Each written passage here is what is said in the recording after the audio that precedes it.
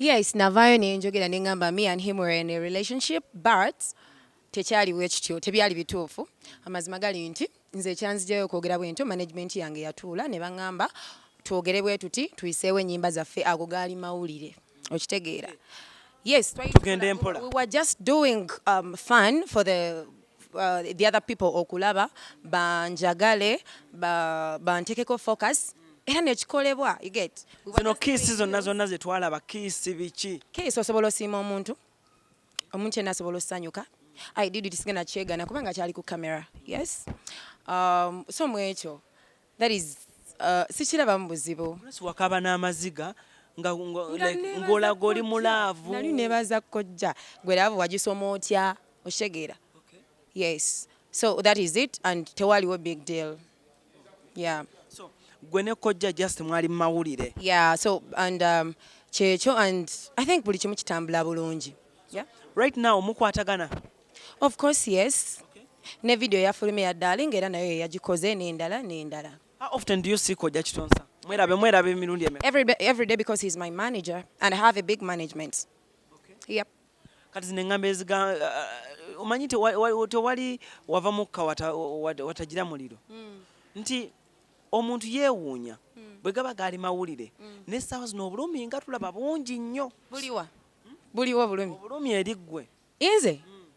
Bakulaba oli hot. Nkubya endongo yange gwomanyi views ze nnino omanyi abanfollowinga. Ndi w'amaanyi sebo Alan togamba mbu olwakabaka abantu abannayuganda baddeyo ne bagamba mbu ate what wagwana. Twabuuziza kuba ex be abakumanyi obulungi Jovan Luzinda n'atutegeeza n'atugamba weetereeze lwaki wano buli omu akugoba lwansobi. Yagambye sibeera nnyo na budde bw'oyo omulenzi bambi. Siba nnyo na budde bw'oyo omulenzi. Kayimba ke kayina kaliwa nze nakoma manya yakoma bakuyimba mwaka ki oba myaka ebiri emabega nga alina akayimba kali awo sima biki sibitegeera bulungi ebyoyo. Yeah. So Jovan Luzinda munange yagambye olina ensobi z'okola mu bulamu naye waaligenze ne weekebera kwegamba revise your mistakes olekerawo okukola ensobi ennyingi mu bulamu.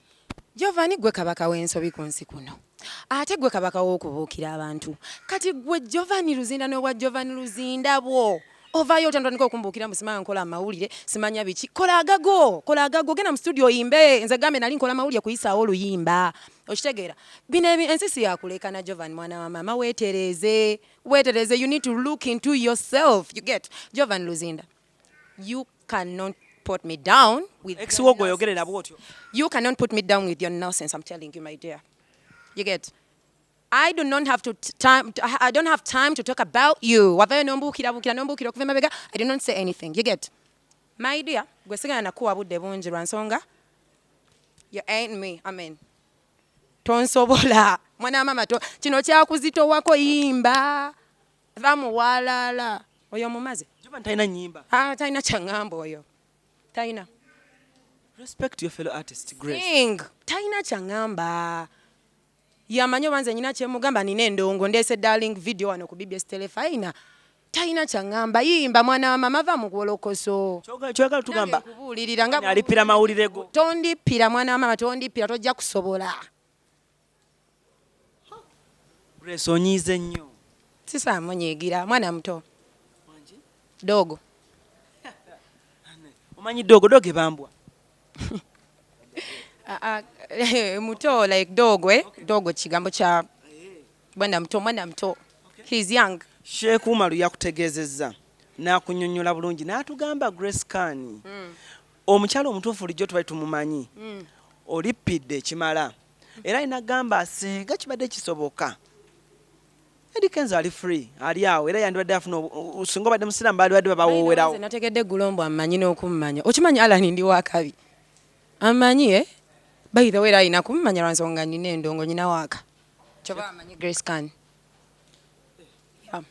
Kakati muzeeyi nze simanyi byokola mbadde nsaba weegatte muzeeyi gwe Sheikh Umaru nali nkwogeddeko why do you come on camera and start talking about people oli mu byera sima duwazo simanya biki oshegeera my dear I've seen you on TV nkulabye several times nga nkulaba ku TV okitegeera ebisigadde obitegedde byokola clips weziri I've seen on TV, I mean, nali nvuddeyo ddi ne njogera ku linnya lyo.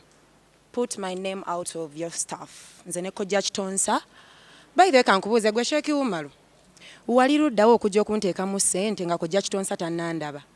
Next time when you're trying to talk, mbadde nsaba ogulippire ng'abantu nga bakulippidde. I do not have time for you mukulu. Yes.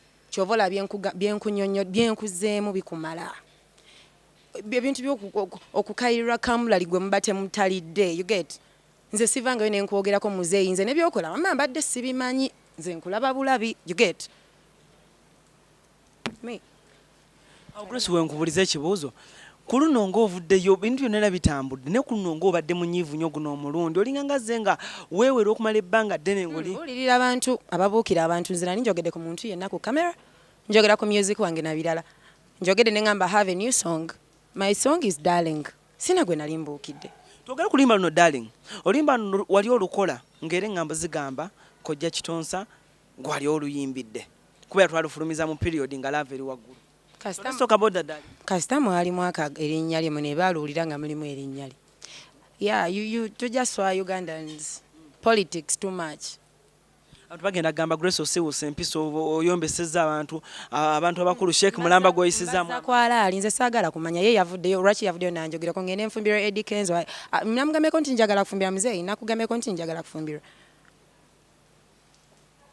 Next time. Munnange buukira eri ne bali ababeera bakuyise ku mikolo gyabwe not me.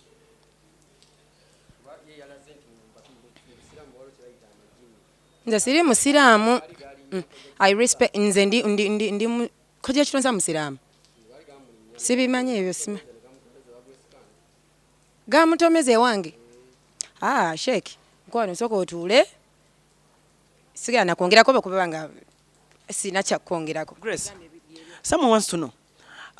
Nothing really happened between you and Kojja Kitonsa. Like, tewali zero. Yeah, nothing. We were just making news. Omutwaizo gamba Grace yekaza. Kuba ye Kojja Kundowooza ye. Nze kyange nkibawadde bafanzi bange. Mukyala wa Kojja Kitonsa mwali mukwatagana. Abula ebyo sijja byogerako. Kubanga simumanyi. Ya simumanyi namulabeko ku TV naye mbadde simumanyi. Ibanga nyondo nana lye mukolaganye nga Kitonsa manager naye soogeranko naye ku business yange mbadde njina na Kojja bayanteeka mu ssente kati ebyo sigenda byogerako sina kya byongerako ebyo bambi. Message gye wandyagadde okuwa manager wa Kojja Kitonsa nga tuli mu kamera oba okukikakasa. I promise you is I'm going to sing and ngenda kuyimba nnyo abantu bano tubakuba endongo tuve ne mu wolokozo. Batugambye emotoka Kojja yagikugyeko gy'obadde ovuga. Nebyo sina kya byongerako artist nga nze I have my car, I have my stuff. Yeah, tosabeera ng'oyimba emyaka 5 nga tolina kyolina kiba kizibu. Manager ne batakuwadde oba n'ebibyo magezi. Kiki oyinza okugamba omuntu yenna ali eyo ng'ali mu mukwano? So akalowoozo koyinza omuwa? Abantu abaliyo nga muli mu mukwano bane mweyagale mulize ennyimba za Grace Khan. Alina n'oluyimba olupya baluyita Darling. Lugamba tosaba change okuwa darling. Tomagamaga baby. Nsumululo suna. Oh darling. Ne bwensiba nensula nze. Ng'olina ng'ejje nsula. Simagamaga bubu. Kati omutuufu yaliwa baby? Kojja mwali mu Bubadi. Wamuntuma.